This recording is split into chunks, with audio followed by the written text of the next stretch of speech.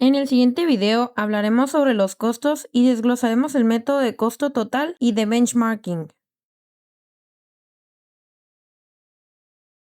Algunas de sus ventajas pueden ser proporcionar una visión más exhaustiva de los costes reales de un producto o servicio, ya que incluye todos los gastos relacionados con su producción.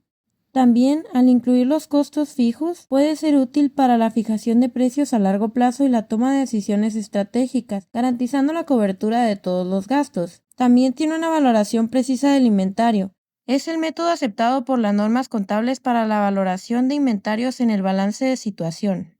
Algunas de las desventajas es que al no distinguir entre costos fijos y costos variables en la asignación de costes, puede ofrecer información limitada para decisiones a corto plazo, como la fijación de precios en ofertas especiales. También, si el volumen de la producción varía, el coste unitario puede verse afectado artificialmente, ya que los costes fijos se distribuyen entre más o menos unidades. El benchmarking es un proceso de investigación y evaluación que permite a una empresa comparar sus productos, servicios y procesos o métricas de rendimiento con los de otras organizaciones, especialmente con las que son líderes en la industria o reconocidas por sus mejores prácticas. El objetivo es aprender de estas experiencias exitosas, identificar las áreas de mejora y desarrollar estrategias para aumentar la competitividad y el desempeño. Existen diferentes tipos de benchmarking. Entre ellos está el benchmarking competitivo. Se compara a la empresa directamente con sus competidores más directos y es útil para analizar estrategias, productos, servicios y precios para entender mejor la posición en el mercado. También está el benchmarking funcional o genérico. Se comparan procesos o funciones específicas como la logística o el servicio al cliente con los de empresas de otros sectores que son consideradas líderes en esas áreas. Esto puede generar ideas innovadoras y mejores significativas, ya que no se limita a la propia industria. Y por último, el benchmarking interno. Se comparan las prácticas de una división, departamento o sucursal de una empresa con las de otros dentro de la misma. Es útil para estandarizar procesos y replicar el éxito en diferentes áreas. El proceso de benchmarking suele incluir las siguientes fases. Planeación. Se definen los objetivos, los procesos a analizar y se identifica a la empresa de referencia con las que se va a comparar. Recopilación de datos. Se busca y se obtiene información sobre la empresa de referencia utilizando fuentes confiables. Análisis. Se examinan y se comparan los datos recopilados para identificar las brechas de rendimiento entre la propia empresa y los líderes. Acción. Se desarrollan e implementan estrategias para cerrar las brechas identificadas, adaptando las mejores prácticas a las necesidades de la organización. Seguimiento. Se evalúa continuamente el progreso para asegurar que se está logrando la mejora deseada. Algunos de los beneficios del benchmarking es la mejora continua, el aumento de la competitividad, la definición de estándares y la identificación de oportunidades. Para comprender mejor el tema, describiré los tipos de costos que prevalecen en las empresas industriales, comerciales y de servicios, tomando en cuenta la naturaleza de la organización. En el caso de los costos en las empresas industriales, son las que se dedican a la transformación de materias primas en productos terminados. Los costos se centran en los procesos de fabricación. Esto lleva consigo costos de producción, que es el más significativo y se compone de 3 elementos principales. Materias primas directas, que es el coste de los materiales que se convierten en el producto final. La mano de obra directa, que es el salario de los trabajadores que participan directamente en el proceso de fabricación.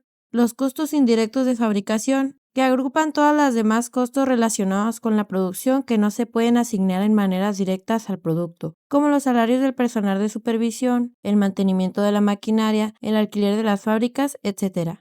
Después tenemos los costos de ventas, que se calculan a partir de inventarios iniciales, sumando el costo de producción del periodo y restando el inventario final. Y por supuesto también los costos fijos, que son costos que no cambian con el nivel de producción, como el alquiler o los sueldos del personal administrativo. Los costos variables son costos que varían con el nivel de producción, como las materias primas. En los costos de empresas comerciales se dedican a la compra y venta de productos ya terminados, sin modificar su composición. Por ello, sus costos principales se centran en la adquisición y distribución de mercancías. Estos llevan costos de ventas. Las compras netas son costos de la mercancía adquirida, incluyendo los costos directos de compra como fletes, embalaje y aranceles, menos las devoluciones y documentos. Los gastos comerciales son costos necesarios para vender los productos como publicidad, marketing, comisiones de vendedores y transporte de mercancía. Los gastos administrativos son costos fijos para el funcionamiento de la empresa, como salarios de personal administrativo, alquiler de oficina y servicios públicos. Y por último, los costes de empresas de servicios. Estas se dedican a ofrecer productos intangibles y el costo está directamente relacionado con la presentación del servicio, por lo que la mano de obra y los costos indirectos son los elementos más relevantes. Para ello utilizan los costos del servicio, que incluye la mano de obra directa de las personas que prestan el servicio, los materiales necesarios y otros costos relacionados.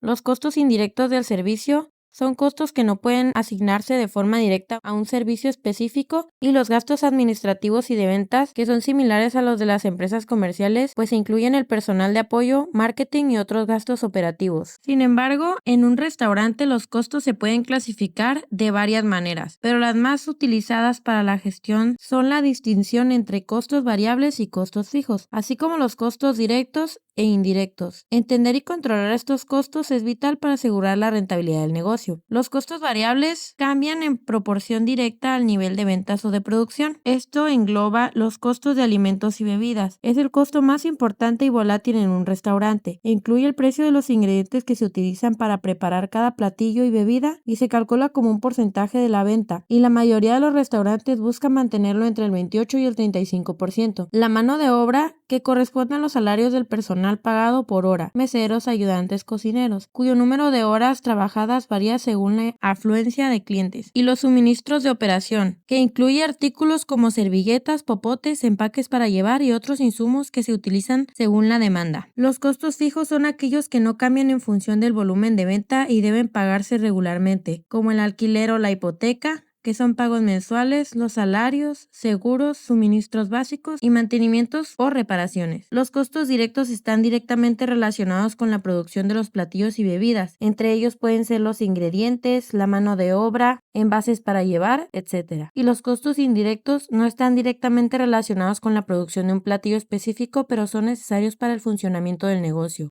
Puede ser la mano de obra de servicio, como los meseros, la publicidad o el mercadeo, los costos administrativos, las depreciaciones de equipos, utensilios y vajillas. Algunos de los porcentajes típicos de costos van clasificados en alimentos y bebidas desde el 28 al 35% de las ventas netas, en la mano de obra del 30 al 35% de las ventas totales, incluyendo salarios fijos y variables, y los costos operativos incluyendo los fijos, que debe ser el resto de porcentaje dejando el margen de ganancia. El control de costos en los restaurantes es un proceso continuo que implica el monitoreo del food cost o el costeo de la comida para garantizar la rentabilidad, la gestión de inventarios que evita el desperdicio de alimentos y contribuye al costo oculto, la optimización de la mano de obra, que ajusta los horarios del personal según la demanda para evitar pagar horas extras innecesarias, y el análisis del menú, ajustando los precios o eliminando los platillos que no sean rentables. El concentrado de costos es un documento contable o un reporte financiero que resume y agrupa todos los costos incurridos en un periodo de tiempo determinado o para un objetivo específico. Clasificación de los costos. Las clasificaciones de costos son diversas y se basan en distintos criterios, como su función, su comportamiento, su relación con el producto o su nombre de cálculo. Comprender estas clasificaciones es fundamental para la contabilidad general, la toma de decisiones, la fijación de precios y el análisis de rentabilidad. Se clasifican según su comportamiento, dependiendo de sus costos fijos. Estos no varían,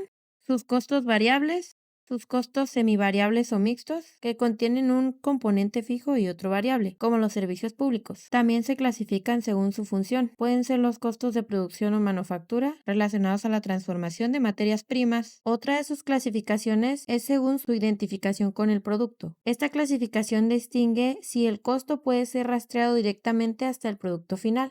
La siguiente clasificación es según el momento en el que se calculan. Esto se refiere al momento en el que se determinan los costos en relación con la producción. puede ser el costo histórico, que se incurre y se registra después de que la producción ha ocurrido. También los costos predeterminados, que se calculan antes de la producción con el fin de proyectar los costos futuros. También el costo estándar, que son costos predeterminados que reflejan lo que deberá costar un producto bajo condiciones eficientes. Y los costos estimados, que se basan en experiencias basadas en el pasado para pronosticar los costos futuros. Determinación de los precios en función de los costos, también conocida como fijación de precios basada en costos.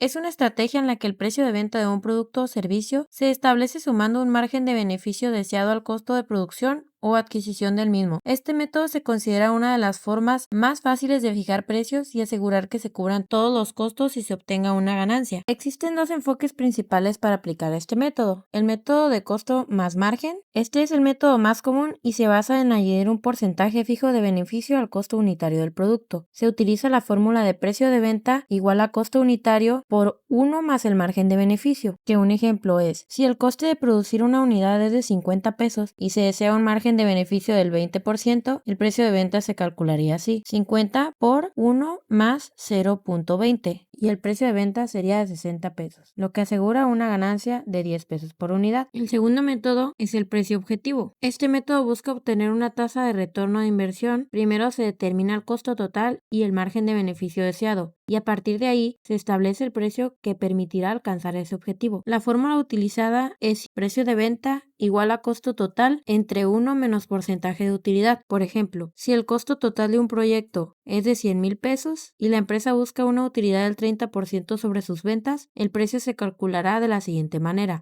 Precio de venta igual a 100,000 entre 1 menos 0.30 es igual a 142,857.